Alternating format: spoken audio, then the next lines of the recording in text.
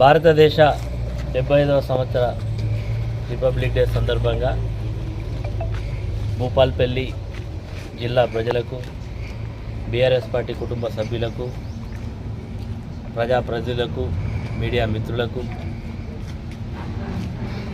సింగరేణి కార్మిక సోదరులకు, రైతు సోదరులకు అందరికీ కూడా శుభాకాంక్షలు తెలియజేస్తూ, భారతదేశానికి 1947 ఆగస్టు 15 నాడు స్వాతంత్రాన్ని సాధించుకుంటే భారతదేశం ఒక అత్యున్నతమైనటువంటి రాజ్యాంగాన్ని రచించుకొని దేశంలో భావితరాలకు ఒక సమర్థవంతమైనటువంటి పరిపాలన అందించడం కొరకు ఇండియన్ రిపబ్లిక్గా ఏర్పడి జనవరి 26వ తారీఖు నాడు 1950 సంవత్సరంలో ఏర్పడినటువంటి రిపబ్లిక్ డేను ఆ రోజు నుంచి కూడా ఈ రోజు వరకు కూడా మనం ఎంతో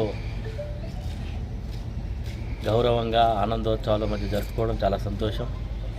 భారతదేశం దినదినాభివృద్ధి చెందుతూ దేశం యొక్క భావితరాలకు కావలసినటువంటి అన్ని అవసరాలకు మొట్టమొదటి ప్రధాని శ్రీ పండిట్ జవహర్లాల్ నెలకొని నేటి ప్రధాని శ్రీ నరేంద్ర మోడీ వరకు కూడా పరిపాలన చేస్తున్న ప్రతి వాళ్ళు కూడా దేశంలో ఉండేటువంటి పేదరిక నిర్మూలన కొరకు పరిపాలన చేస్తుంది.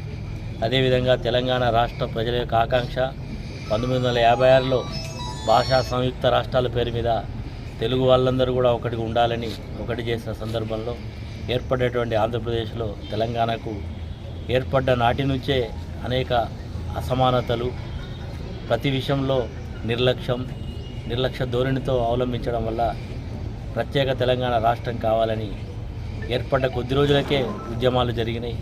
కానీ అవన్నీ కూడా సఫలీకృతం కాలేదు.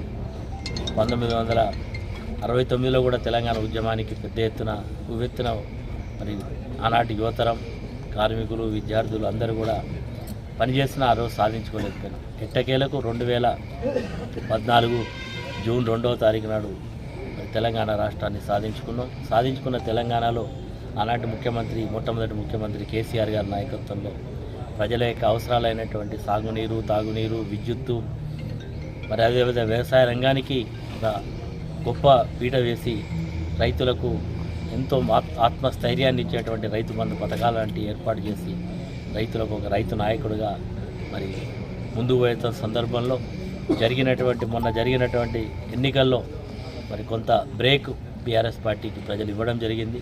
మరి ఈరోజు ప్రధాన ప్రతిపక్ష పాత్రను పోషించమని ప్రజలు మనకి అవకాశం ఇవ్వడం జరిగింది. కాబట్టి ప్రధాన ప్రతిపక్ష పాత్రను పోషిస్తాం, ఇచ్చినటువంటి హామీలు అమలు చేయమని ప్రభుత్వాన్ని విజ్ఞప్తి చేస్తున్నాం. కానీ పాలకులు పరిపాలన మీద దృష్టి పెట్టకుండా కక్ష సాధింపు చర్యల మీద దృష్టి పెట్టడం బాధాకరం. ఏది ఏమైనా రాజ్యాంగం డాక్టర్ బాబాసాహెబ్ అంబేద్కర్ గారు ఇచ్చినటువంటి స్ఫూర్తితో ముందుకు పోతాం. ఖచ్చితంగా ప్రతిపక్ష పాత్ర పోషిస్తాం. ప్రజల యొక్క ఆకాంక్షకు అనుగుణంగా ఖచ్చితంగా నిర్మాణాత్మకమైనటువంటి ప్రతిపక్ష పాత్రను పోషిస్తామని సందర్భంగా తెలియజేస్తూ, ఖచ్చితంగా ఎన్నికల ముందు ఇచ్చినటువంటి హామీలను 100 రోజుల్లో అమలు చేస్తామని చెప్పడం జరిగింది. 100 రోజుల కొరకు ఎదురు చూస్తున్నాం. 100 రోజుల్లో పూర్తి చేయకపోతే ఖచ్చితంగా ప్రభుత్వాన్ని వెంబడిస్తాం. ఖచ్చితంగా ప్రజల తరఫున పోరాటం చేస్తాం. ఇదే సందర్భంలో ప్రభుత్వానికి ఒక విజ్ఞప్తి చేస్తాం. గత ప్రభుత్వం ఇచ్చినటువంటి దళితుల యొక్క అభ్యున్నతకు ఇచ్చినటువంటి దళిత బంధు కానీ, గృహలక్ష్మి కానీ, ఆ రోజు 2 బెడ్రూమ్ల ఇల్లు కానీ అందరికీ కూడా లబ్ధిదారులను ఎంపిక చేసి మరి పూర్తి చేయడం జరిగింది. కానీ ప్రభుత్వం మారిన తర్వాత ఈరోజు మీనమేషాలు లెక్కిస్తూ దళిత బంధును పక్కకు పెట్టే ప్రయత్నం, గృహలక్ష్మికి ముందుకు పోకుండా చేసే కార్యక్రమాలు, గతంలో ఎంపిక చేసిన లబ్ధిదారులను మార్చేసి ఈరోజు ఇష్టానుసారంగా వివరించడాన్ని కూడా ఈ సందర్భంగా తప్పుపడుతున్నాం.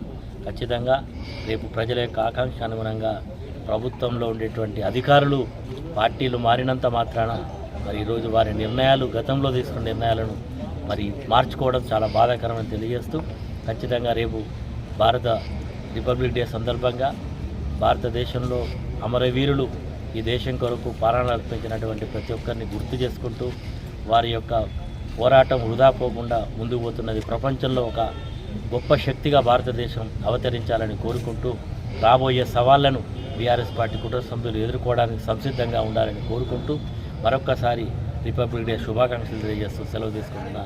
జై హింద్, జై భారత్.